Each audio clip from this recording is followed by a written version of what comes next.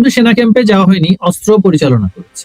তো সেই ক্ষেত্রে আমরা দেখেছি যে ফায়ারিং রেঞ্জে গিয়েছে। এখন এগুলো কি পিআর স্টান্ট নাকি প্রস্তুতি, সেটা আমাদের এখন ভাবতে হবে। যে বাংলাদেশের জনগণ তো শান্তিপূর্ণ একটা অবস্থানের মাধ্যমে সকল প্রতিবেশী দেশগুলোর সাথে একটা সম্পর্ক স্থাপন করার মাধ্যমে কিন্তু আমাদের উন্নয়নটা হচ্ছিল।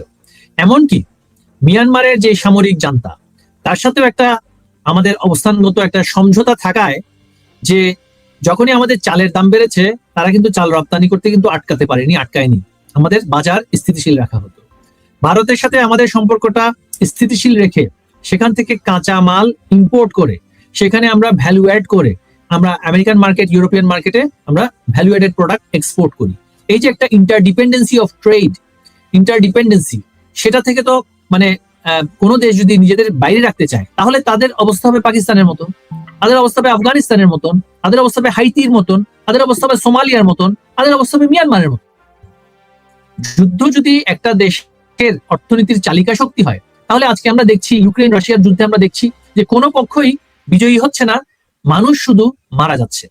একটা কথা আছে যে truth is the biggest victim of all battle and war. হ্যাঁ, তো সত্যই হচ্ছে সবচেয়ে বড় ভিকটিম, এবং আমাদের দেশেও সেটা হয়েছে। আমাদের দেশে সত্যকে পর্যুদস্ত করে মিথ্যার রাজত্ব প্রতিষ্ঠিত করা হয়েছে। সেই ৭৫-এর আগে থেকে শুরু করে ৭৩ নিয়ে, ৭৫ নিয়ে, বাকশাল নিয়ে, বঙ্গবন্ধু শাসনামল নিয়ে, সামরিক শাসনামল নিয়ে এমন মিথ্যা রাষ্ট্রীয়ভাবে প্রচারিত হচ্ছে যে একটা উদাহরণ দেই, বাংলাদেশের সেনাবাহিনী আমাদের শৌর্য এবং বীর্যের, আমাদের গর্বের প্রতীক। যে সেনাবাহিনী মুক্তিযুদ্ধের মাধ্যমে প্রতিষ্ঠিত করেছিলেন আমাদের জাতির পিতা বঙ্গবন্ধু শেখ মুজিবুর রহমান, সেই সেনাবাহিনীতে যে সমস্ত বীর মুক্তিযোদ্ধারা যারা ফ্রন্ট ফাইটে ছিলেন, সরাসরি সম্মুখ সমরে যুদ্ধ করেছেন, তারা কমিশনড অফিসার্স, তাদের ১৪০০ আমাদের সেই বীর মুক্তিযোদ্ধা অফিসারদেরকে রাতারাতি ফাঁসি দিয়ে হত্যা করে সেনাবাহিনীকে একটি মুক্তিযুদ্ধের চেতনা বিরোধী বাহিনীতে পরিণত করা হয়েছিল। কার মাধ্যমে? আজকের যিনি প্রধানমন্ত্রী, তার পিতার সেখানে যে সরাসরি সিদ্ধান্ত ছিল, সেগুলো তো এখন জাতির কাছে পরিষ্কার, তাই না? এবং সেই সেনাবাহিনীকে মুক্তিযোদ্ধা এবং মুক্তিযুদ্ধের চেতনার বাইরে নিয়ে গিয়ে পাকিস্তানের জিয়াউল হকের সেনাবাহিনীর মতন একটা রূপান্তর করার জন্য প্রচেষ্টা দীর্ঘদিন ধরেই ছিল। কারণ আমাদের মুসলমান রাষ্ট্রগুলোতে যুদ্ধ, ঝঞ্ঝা, বিক্ষুব্ধতা, দাঙ্গা এগুলো যদি থাকে, তাহলে কিছু কিছু দেশ আমরা জানি সেখান থেকে ফায়দা লুটে, এবং সেই ফায়দা লোটার কাজটা আমরা দেখেছি। ইরাকে দেখেছি, ইরানে দেখেছি, লিবিয়াতে দেখেছি, সিরিয়াতে দেখেছি, পাকিস্তানে দেখেছি, আফগানিস্তানে দেখেছি, এবং সর্বশেষ বাংলাদেশ সেখানে সংযুক্ত হয়েছে। এবং আমাদের সেই দেশে সেনাবাহিনীকে যুদ্ধ পূর্ণ অবস্থায় তৈরি করার জন্য সেখানে তার বাইরে বিজিবিকে সার্বক্ষণিক একটি সহিংস দলে পরিণত করার জন্য নানান জায়গা থেকে মন্ত্রণা, উস্কানি প্রতিনিয়ত চলছে। এমনকি জামায়াতে ইসলামীর যে তৃতীয় ব্যক্তি ডক্টর আব্দুল্লাহ মোহাম্মদ তাহের মার্কিন যুক্তরাষ্ট্রে গিয়ে ঘোষণা দিয়ে আসছে যে মিলিশিয়া বাহিনী করা হবে বাংলাদেশে। সেই মিলিশিয়া বাহিনী কি করবে? প্রতিবেশী দেশ ভারতে যুদ্ধ করতে যাবে। তো আমার যেই তরুণদেরকে চাকরির স্বপ্ন দিয়ে, শান্তির উন্নয়নের ভবিষ্যৎ গড়বেন সেই স্বপ্ন দিয়ে আপনারা ক্ষমতা দখল করেছেন, সেই তরুণদেরকে যুদ্ধের ময়দানে কোরবানি করার জন্য, হত্যা করার জন্য আপনারা সিদ্ধান্ত নিয়েছেন যে বাংলাদেশকে একটা যুদ্ধক্ষেত্রে পরিণত করবেন। ইতিমধ্যেই আমাদের দেশের মানুষের ক্ষুধা, দারিদ্রতা, চিকিৎসা, শিক্ষা এমন একটা পর্যায়ে পৌঁছেছে, আপনি দেখবেন ৩৬% শিক্ষার্থী বিগত আমাদের পাবলিক এক্সামের মধ্যে তারা পরীক্ষাই দিতে আসে নাই নাকি পারে নাই, সেটা তো আমাদের পরিষ্কার। যাদের সন্তানরা পরীক্ষা দিতে পারছে না, অর্থাৎ বাংলাদেশের জনগোষ্ঠীর কত বড় অংশ এই সরকারের বিরুদ্ধে আমাদের দেশে অবস্থান করছে, সেটা তো এখন পরিষ্কার। যে এর মধ্যে শিক্ষার্থী হচ্ছে ২৫-৩০%, রিয়েল জনগোষ্ঠী আর চাইতে বেশি। অর্থাৎ এটা যদি আমি একটা এস্টিমেশন করি, প্রজেকশন করি, যে একটা ঘরে একজন শিক্ষার্থী ছাড়া সাধারণত দ্বিতীয় শিক্ষার্থী থাকে না। আপনি সেভাবে যদি জিওমেট্রিক প্রোগ্রেশনে সেটাকে রিফ্লেক্ট করেন, দেখা যাচ্ছে যে আমাদের দেশের ৫০% ঊর্ধ্বে মানুষ মুক্তিযুদ্ধের সপক্ষের, আওয়ামী লীগের পক্ষের মানুষ, এবং তাদেরকে পারসিকিউশন করার জন্য তাদেরকে যেভাবে নির্যাতন করা হচ্ছে, এই শিক্ষার্থীরা পরীক্ষা দিতে পারেনি। তো আজকে যাদের ভবিষ্যৎ আপনি অন্ধকার করে দিলেন, ক্ষমতায় বসেই প্রতিহিংসা পরায়ণতার রাজনীতি, নির্যাতনের রাজনীতি, হত্যার রাজনীতি আপনি শুরু করেছেন, এর ফল কিন্তু আপনাকে দিয়ে যেতে হবে। গৃহযুদ্ধের দিকে আপনি বাংলাদেশকে ঠেলে দিচ্ছেন। এক ইউনূসের মাধ্যমে যা শুরু হয়েছে সেটা যদি তারেকের মাধ্যমে শেষ হয়, আমাদের দেশের ভবিষ্যৎ অন্ধকার। তাই এখনো আমি বলবো, বাংলাদেশের আওয়ামী লীগের সাথে সংযুক্ত সংশ্লিষ্ট নানান রাজনৈতিক দল, সেটা ওয়ার্কার্স পার্টি হতে পারে, জাসদ হতে পারে, ন্যাপ হতে পারে, তারপরে আমাদের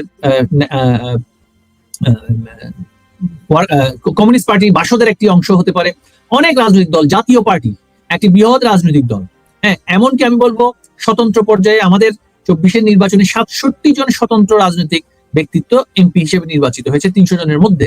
একটা বিশাল জনগোষ্ঠীকে রাজনীতি থেকে, আর্থসামাজিক অবস্থান থেকে বিরত রেখে বাংলাদেশকে আপনারা একটি ভয়াবহ পরিস্থিতির দিকে নিয়ে যাচ্ছেন। ডাম্পিং গ্রাউন্ড, আর্মসের ডাম্পিং গ্রাউন্ড, রেডিও অ্যাক্টিভ চালের ডাম্পিং গ্রাউন্ড, এবং আমাদের এই যে 17 কোটি মানুষকে কঙ্কালে পরিণত করা, লাশে পরিণত করার যে একটা ষড়যন্ত্র, সেটা কিন্তু আমরা ইতিমধ্যেই প্রমাণিত হয়ে গিয়েছে। এবং আপনি দেখবেন যে হাইয়ার প্রাইসে আমাকে কিন্তু আমেরিকা থেকে গম ইম্পোর্ট করার জন্য আমরা অবলাইজড হয়ে গেলাম। আমাকে, যেখানে আমি একটা সভারেন রাষ্ট্র হিসেবে আমি নেগোশিয়েট করে আমি একটা প্রাইস নির্ধারণ করবো, আমি সেটা পারছি না। আমি কিন্তু আমেরিকান মার্কেটে আমি প্রোডাক্ট এক্সপোর্ট করি, আমি কিন্তু ফ্রি করি না।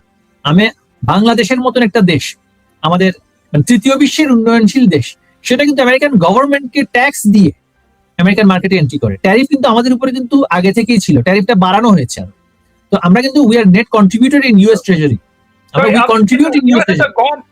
ইউএসএ তো গম ইম্পোর্ট করে খেতে হয়, ইউএসএ গম কে বাংলাদেশে এক্সপোর্ট করবে, ওরা নিজেরাই গম ইম্পোর্ট করে, তাহলে সেটা কিভাবে সম্ভব? কারণ ডাম্পিং গ্রাউন্ড, তারা চাইবে ডাম্পিং গ্রাউন্ড। তো সেটাই দেখুন, আমাদের এই যে আমাদের দেশের আমাদের বঙ্গবন্ধু কন্যা জননেত্রী শেখ হাসিনার একটা পলিসির কারণে আমাদের গরিব কৃষকরা গরু বা গবাদি পশু তারা লালন পালন করত, এবং কোরবানির সময়ে তারা একটা ভালো দামে সেটাকে বিক্রি করত, এবং এর ফলে মেয়ের বিয়ে দেয়া বা বাবা মা চিকিৎসা করানো, ছেলের বিয়ে দেয়া বা ছেলে মেয়ের উচ্চশিক্ষার জন্য একটা ক্যাপিটাল, মানুষ একটা সোশ্যাল ক্যাপিটাল আয় করতো, গ্রামে গঞ্জে মানুষ সেটা আয় করতো। আপনি দেখবেন এই ঈদ উল ফিতরের সময়ে সেই ক্যাপিটালটা ওই মধ্যবিত্ত, উচ্চ মধ্যবিত্ত থেকে আমাদের প্রান্তিক যে পেরিফেরাল মানুষ, তাদের হাতে গিয়ে সেটা পৌঁছতো। এটাকে সমূলে ধ্বংস করে দেওয়ার জন্য বলা হচ্ছে এখন বিফ নাকি আমেরিকা থেকে ইম্পোর্ট করতে হবে, মাংস আমেরিকা থেকে ইম্পোর্ট করতে, আবার সাথে আবার ওখানে পর্ক যুক্ত করে দিয়েছে। হ্যাঁ, তো এটাই বলছি যে নামাজ নাই, কালাম নাই, ইউনূস হলো গিয়া এখন জঙ্গি গোষ্ঠীর মেসায়া। জীবনে কখনো তাকে দেখবেন না আপনি ঈদ উল ফিতরের নামাজ পড়তে গিয়েছে, এবং এইবারের ঈদেও সে কোথায় নামাজ পড়েছে এটার কোনো প্রমাণ কোথাও নাই। হ্যাঁ, ঈদের জামাত তো আর ঘরে পড়া যায় না, বা নিজের বাড়ির মানে বারান্দায়ও পড়া যায় না, তাই না? তো এই ধরনের লোককে, এই ধরনের ধর্মবিরোধী লোককে বানানো হয়েছে জঙ্গি গোষ্ঠীর প্রধান। আরেকটা জিনিস আপনি খেয়াল করবেন, এরা ক্ষমতায় বসেই কিন্তু বাংলাদেশে যারা চিহ্নিত জঙ্গি, স্বীকৃত জঙ্গি এবং ধর্ষক, এই যে সমাজে ব্যাপক হারে ধর্ষণ বেড়ে গিয়েছে, সরাসরি জেলখানা খুলে দেওয়া হয়েছে, সব ধর্ষককে ছেড়ে দেওয়া হয়েছে। কেন? আওয়ামী লীগকে বেঁধে রাখবো, ধর্ষককে ছেড়ে দিব, জঙ্গিকে ছেড়ে দেবো। সেই ইউনূসীয় যে সিদ্ধান্ত যে আওয়ামী লীগকে নিশ্চিহ্ন করতে, ধর্ষক মুক্তি পাক, জঙ্গি মুক্তি পাক, কিন্তু আওয়ামী লীগ সেখানে বন্দী হোক, এই যে একটা নিকৃষ্ট চিন্তা ভাবনা, এর ফলে কিন্তু বাংলাদেশকে শ্মশানে পরিণত করার একটা পরিকল্পনা বাস্তবায়নের দিকে যাচ্ছে। তবে আশার আলো আমি আপনাকে বলি হেলাল ভাই, বাঙালি কিন্তু যখন ধরবে তখন কিন্তু এমন কঠিন ভাবে ধরবে, পালানোর পথ কেউ খুঁজে পাবে না, সেটা কিন্তু আমাদের মনে রাখতে হবে।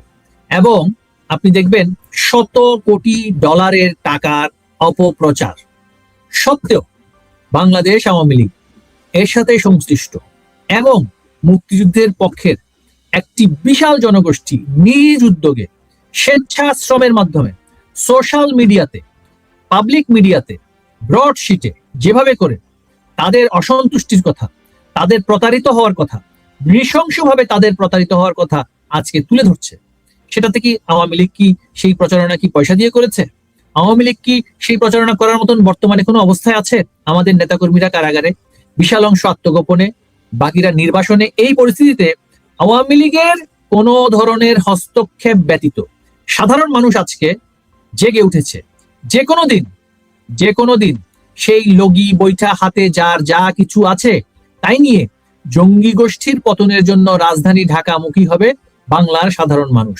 আজকে গ্রামে গঞ্জে কোনো বিদ্যুৎ নেই, পড়া নাই, শোনা নাই, কোথাও কোনো শৃঙ্খলা নেই, মসজিদ মাদ্রাসা সেগুলো এখন দখল করে ফেলেছে জামায়াত ইসলামীর লোকেরা। তাদের মওদুদিবাদকে দ্বীন-ই ইসলাম বলে প্রচারিত করার জন্য তারা সেখানে গেড়ে বসেছে। আমাদের যে চিরায়ত দ্বীনি সংস্কৃতি সেটাকে তারা রাজ্য করে সেটার বিরুদ্ধে তারা দাঁড়িয়েছে। আমাদের সনাতন ধর্মাবলম্বী নানান অন্যান্য যারা ধর্মীয় সংখ্যালঘু, এমনকি আমাদের পার্বত্য অঞ্চলের যে যারা আমাদের জাতিগত সংখ্যালঘু, তাদের বিরুদ্ধে আজকে বাংলাদেশটাকে দাঁড় করিয়ে দিয়েছে তথাকথিত তৌহিদি জনতার নামে।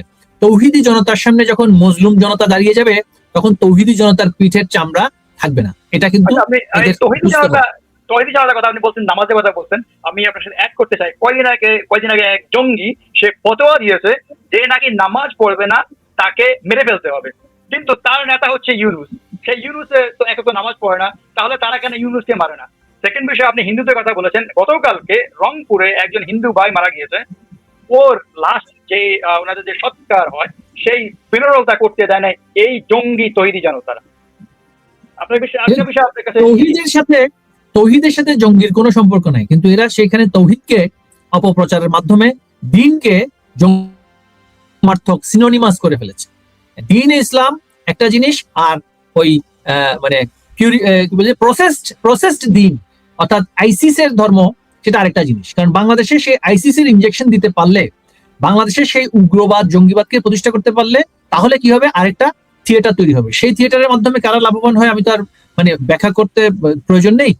এই আপনি দেখবেন যে ইউনুস, তার কন্যা মনিকা ইউনুস আমেরিকাতে থাকে এবং সে অপেরা সিঙ্গার।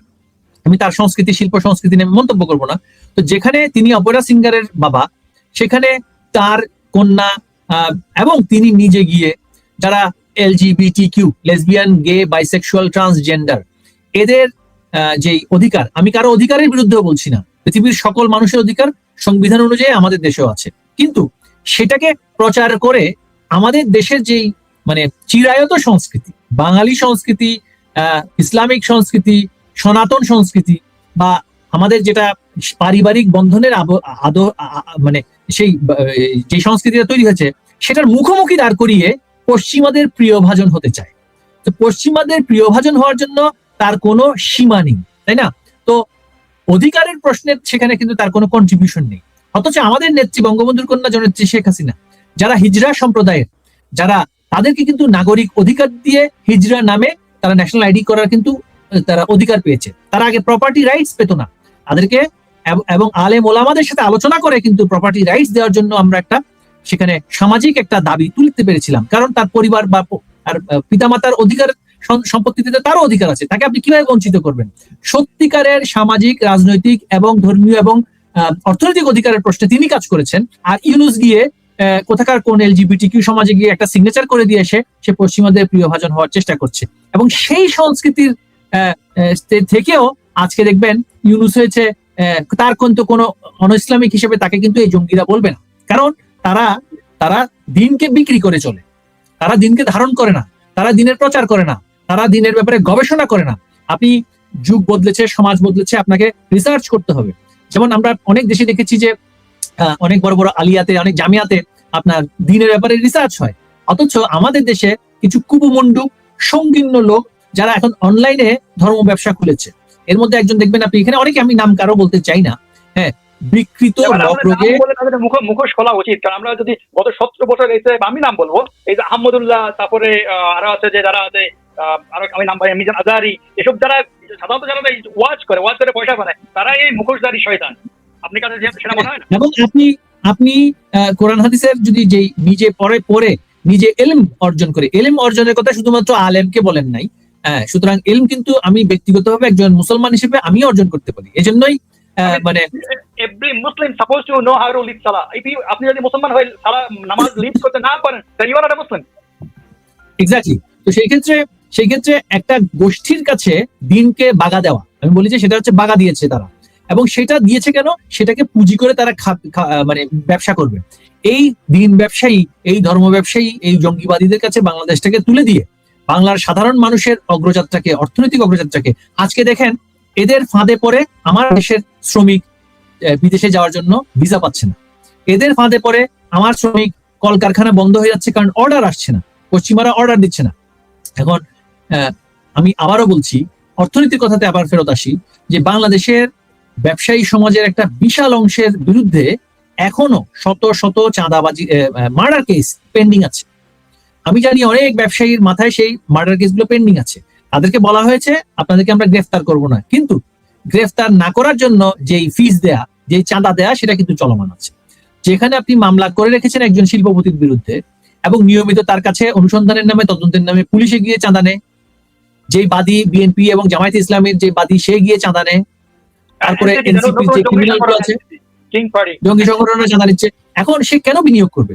বাংলাদেশের 54 বছরের ইতিহাস, এটা আমার কথা না, প্রথম আলো এদের যে আউটলেট, এই জুলাই জুলাই জুলাই প্রতারকদের, জুলাই যোদ্ধা তো বলা যাবে না, জুলাই প্রতারকদের, জুলাই শহীদ আছে, জুলাই শহীদ অবশ্যই, কারণ যারা প্রতারণার মাধ্যমে পরে, প্রতারণার মধ্যে পরে শহীদ হয়েছেন তারা অবশ্যই শহীদ, তারা নিহত হয়েছেন, তাই না? কিন্তু জুলাই প্রতারকদের যে স্পোক্স পার্সন, প্রথম আলোতেই রিপোর্ট হয়েছে যে 54 বছরের মধ্যে লোয়েস্ট প্রাইভেট সেক্টর ইনভেস্টমেন্ট হচ্ছে গত এই 26 অর্থ বছর, 25-26 অর্থ বছরে, যেখানে কোনো ইনভেস্টমেন্ট হচ্ছে না, সেখানে গভর্নমেন্ট কিভাবে রেভিনিউ পাবে? যেখানে গভর্নমেন্ট রেভিনিউ পাবে না, সেখানে গভর্নমেন্ট কিভাবে সোশ্যাল ডেভেলপমেন্ট করবে, ইকোনমিক ডেভেলপমেন্ট করবে? ইভেন যে আমাদের যে ইউনিভার্সাল ক্যাশ ট্রান্সফার আমাদের সরকারের সময় যেটা করা হয়েছিল, যে বিশাল জনগোষ্ঠীকে ডেইলি একটা মিনিমাম অ্যালাওয়েন্স দেয়া, মানে মান্থলি অ্যালাওয়েন্স, যাতে করে তারা বিলো পভার্টি লাইন, সেখান থেকে তারা উত্তরণ হতে পারে। আমাদের একটা ভালনারেবল যে জনগোষ্ঠী, তাদের জন্য যে আমাদের যে সোশ্যাল বেনিফিটের যে সিস্টেম ছিল, সেটাও বন্ধ হয়ে গেছে, সেটাও এখন দিতে পারছে না। এর মধ্যে সরকারি কর্মকর্তাদের তারা বেতন বাড়িয়েছে, এর মধ্যে এখন বলছে ড্রোন কিনবে। ভাত খাইতে পারি না, মানে ন্যূনতম আপনি শান্তি শৃঙ্খলা দিতে পারেন না, আপনি এখন নাকি চায়না থেকে আপনি ফাইটার জেট কিনবেন। আমরা কি এখন শুধুমাত্র একটা ওই মিয়ানমারের মতন সামরিক রাষ্ট্রে পরিণত হব, যে সবাইকেই সামরিক সার্ভিসে যেতে হবে এবং আমাদের আর কোনো কাজ নেই, অর্থনৈতিক কোনো কাজ নেই, একাডেমিক কোনো কাজ নেই, দিনই কোনো কাজ নেই, সামাজিক কোনো কাজ নেই? আমরা এখন সবাই ড্রোন বানাতে চাই, আমরা আমাদের মানুষকে মানে এই মুজাহিদিন বানিয়ে তাদেরকে মিলিশিয়াতে পরিণত করে আমরা প্রতিবেশী দেশগুলোর সাথে সংঘাত, যুদ্ধ, এই বিবাদে লিপ্ত করার জন্য আমাদেরকে প্রতারণা করা হয়েছে এই জুলাইয়ে। তো সুতরাং এই প্রতারণা জাতির সামনে এখন পরিষ্কার, যে কোনো দিন মহাবিস্ফোরণ ঘটবে। আমি এই সরকারের উদ্দেশ্যে আমরা এখনো বলে যাচ্ছি, আপনারা যদি ঘুম আপনাদের এখনো না ভাঙে, তাহলে সমূহ বিপদ আপনাদের জন্য যেমনি অপেক্ষা করছে, বাংলাদেশের জন্য একটা ভয়াবহ বিপদ অপেক্ষা করছে। কারণ যেভাবে ল অ্যান্ড অর্ডার ব্রেকডাউন করছে, আপনারা দেশে একটি সার্বজনীন ঐক্য এবং পলিটিক্যাল সমঝোতার পথে হাঁটুন। আপনারা এখনো আপনারা এখনো এই যে মানুষ হত্যার পথে আপনারা এখনো হাঁটছেন। তুরাগ থেকে শুরু করে মেঘনা, কর্ণফুলী থেকে শুরু করে তিস্তা, লাশ বাংলাদেশের প্রত্যেক নদ নদীতে পাওয়া যাচ্ছে। এই লাশ এখন আমার ভাইয়ের, আমার কর্মীর।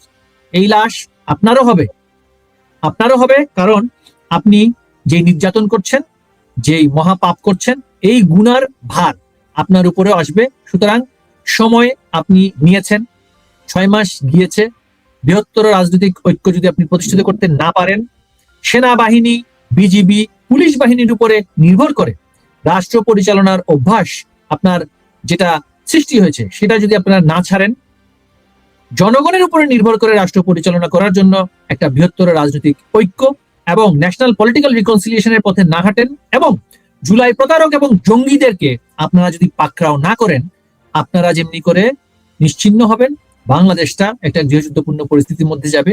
তাই বঙ্গবন্ধুর কন্যা জননেত্রী শেখ হাসিনার যে উদাত্ত আহ্বান, সেই আহ্বানে আমরা বারবার ফেরত যাই।